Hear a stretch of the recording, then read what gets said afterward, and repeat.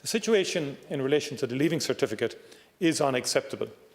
Every single government in Europe has been confronted with how to complete school leaving exams and prepare for a new higher education year. Nowhere has there been such a lack of clarity and confusion. The fact that the reopening document published last week failed to address it is remarkable. We are now beyond the stage where clarity must be provided, and the government must be honest about the ability to complete the Leaving Cert in the coming months. On Easter Monday, our spokesperson sought a briefing on the public health advice in relation to exam classes and exam sittings. He has never received this, and it is our understanding that the Exams Advisory Group has also not received such a briefing or such public health advice. How is it, then, that arbitrary dates can be bandied about without providing information about the public health limitations for what can and cannot be done?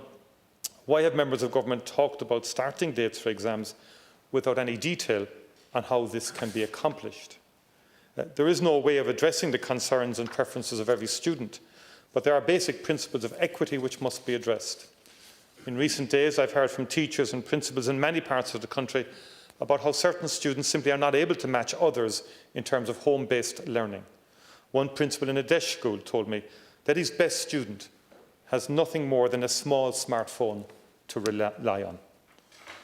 Other students have family members testing positive, with obvious implications for their capacity to study, given the need for parents to self-isolate. Policy cannot be set based on assuming that every student has a laptop, a room where they can learn alone, and a school which has the resources to teach online. I'm genuinely surprised that there has been nothing published so far by the government assessing what the teaching and learning environment has been for Leaving Certificate students in the past 2 months.